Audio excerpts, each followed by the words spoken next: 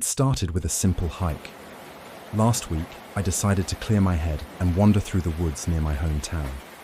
I've been there 100 times before. It's nothing special, just a quiet, peaceful place where the trees stretch tall and the air smells like damp earth and pine. But this time was different.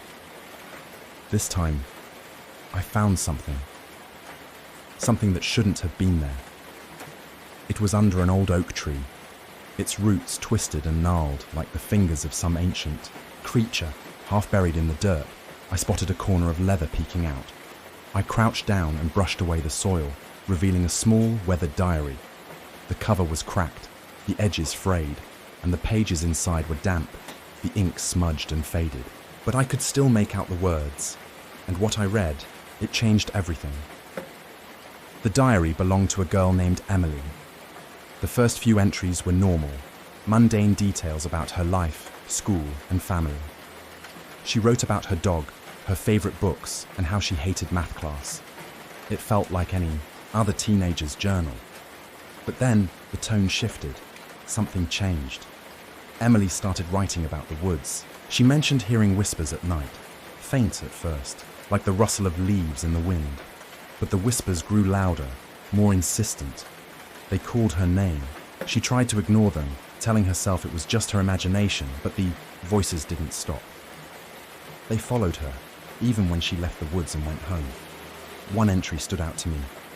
I followed the voice last night. It led me to the oak tree. There was something there, something buried.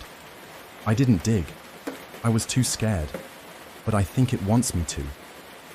I remember staring at those words, my heart pounding in my chest. What did she mean, something buried? And why did she think it wanted her to dig? The next few pages were filled with frantic scribbles, the handwriting shaky and almost illegible. Emily wrote about sleepless nights, about the whispers becoming screams, about shadows moving between the trees, shapes that didn't belong.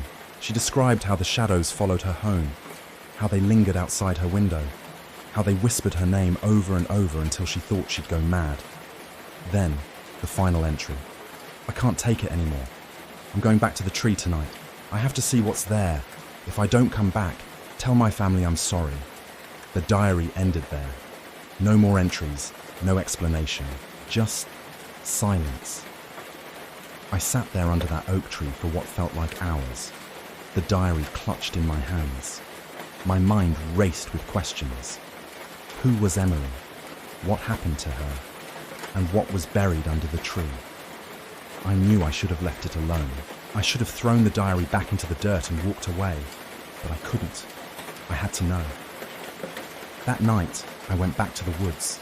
The moon was full, casting an eerie silver light over the trees. The air was thick with the scent of damp earth and decaying leaves.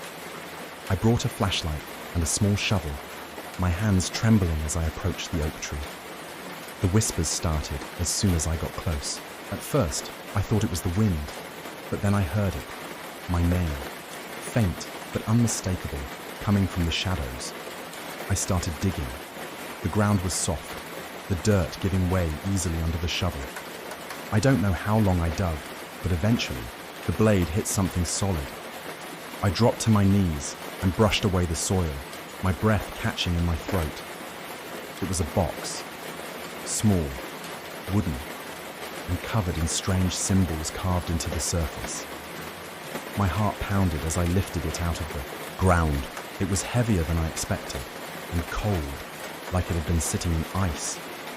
I don't know what made me open it. Maybe it was curiosity, or maybe it was something else. Something pulling me, urging me to look inside. The hinges creaked as I lifted.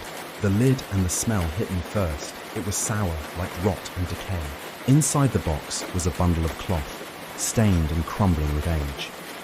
I unwrapped it carefully, my hands shaking, and that's when I saw it. A hand, small, delicate, and perfectly preserved.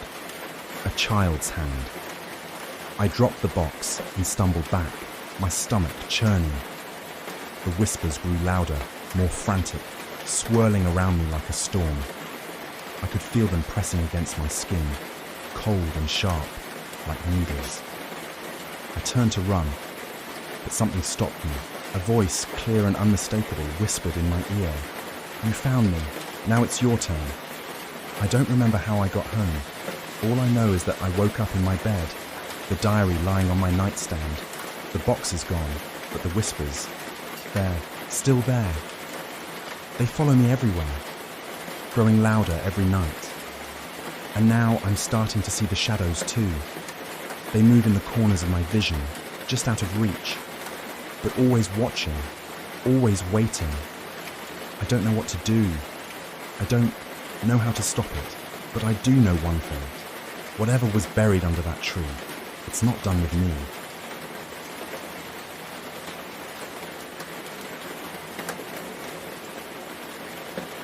I wish I could say I walked away after that night. I wish I could say I burned the diary, moved to another town, and forgot about the oak tree and the whispers. But I didn't. I couldn't. The diary, it's like it's alive. Every time I try to get rid of it, it ends up back in my hands. And the whispers, they won't let me go. It's been a week since I found the box. A week since I saw that small, delicate hand. The shadows are everywhere now. They follow me like a second shadow, always just out of sight, but never out of mind. I see them in the corner of my eye, flickering like static on an old TV. They're in my dreams too, standing at the edge of the woods, watching me, waiting. The diary. I've read it over and over, searching for answers. There's something I missed the first time. On the last page, hidden under a layer of dried mud, there's a name, Thomas. I don't know who Thomas is, but the way Emily wrote his name, it's like she was afraid of him. The ink is smudged, like her hand was trembling when she wrote it. And there's something else. A date, scratched into the leather cover. October 31, 1987, Halloween.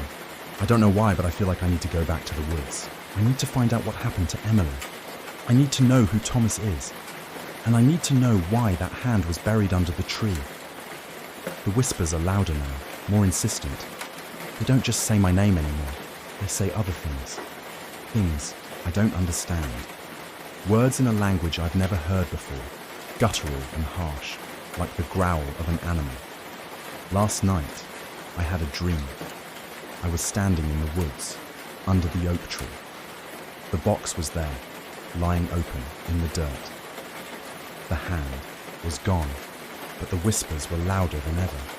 They were coming from the tree itself, from the roots that twisted and writhed like snakes. And then I saw her, Emily. She was standing just beyond the tree, her face pale and gaunt, her eyes hollow. She didn't say anything. She just pointed at the ground, at the hole I dug. And then she smiled, a cold, empty smile that made my blood run cold. I woke up drenched in sweat, the diary lying open on my chest. The page was blank, but as I watched, words began to appear, scrawled in shaky handwriting that wasn't mine. Come back. Finish what you started. I don't know what to do. I'm scared, but I know I can't ignore this. Tonight, I'm going back to the woods. I'm going to dig deeper. I'm going to find out what's buried under that tree, and I'm going to find out what happened to Emily. The return to the woods. The woods are different at night. The trees seem taller, their branches twisting together to form a canopy that blocks out the moon. The air is thick and heavy, like it's pressing down on me. I can feel the shadows watching me as I walk, their presence like a cold hand on the back of my neck. The whispers are louder now, a cacophony of voices that seem to come from everywhere and nowhere at once. I reach the oak tree, my flashlight casting long, jagged shadows across the ground. The hole I dug is still there, but it's deeper now, as if something has been digging from below. I crouch down and shine the light into the hole. The dirt is loose, like it's been disturbed recently. And there, at the bottom, I see it. A glint of metal. I reached into the hole, my fingers brushing against the cold metal. It was a locket, tarnished and covered in dirt, just like the box I'd found before. My hands trembled as I wiped it clean, the whispers growing louder, more urgent. The locket felt heavy in my palm, as if it carried the weight of something far darker than its size suggested. I pried it open, the hinges stiff with age. Inside was a small, faded photograph of a young girl, Emily. She looked so innocent, so alive, her smile bright and carefree. But her eyes, there was something wrong with them. They were too dark, too hollow, as if the light had been drained from them. And on the back of the locket, etched into the metal, was a name, Thomas. The moment I read the name, the whispers stopped. The woods fell silent, the air so still it felt like the world was holding its breath. And then, from behind me, I heard Yit, a low, rasping voice that sent a chill down my spine. You shouldn't have come back. I turned, my flashlight shaking in my hand. Standing there, just beyond the tree, was a man. His face was pale and gaunt, his eyes sunken and hollow. His clothes were old, tattered, and stained with dirt, but it was his smile that made my blood run cold. A cold, empty smile that didn't reach his eyes. Thomas. I tried to run, but my feet wouldn't move. It was like the shadows had wrapped around my legs, holding me in place. Thomas stepped closer, his movements slow and deliberate, like a predator stalking its prey. The whispers started again, but this time they weren't coming from the woods. They were coming from the locket, from the photograph of Emily. Her voice, soft and desperate, echoed in my mind. "Help me!" Thomas reached out, his fingers brushing against the locket. The moment he touched it, the ground beneath me gave way. I fell, the dirt and roots closing in around me as I was dragged deeper into the earth. The last thing I saw before the darkness swallowed me was Thomas's cold, empty smile.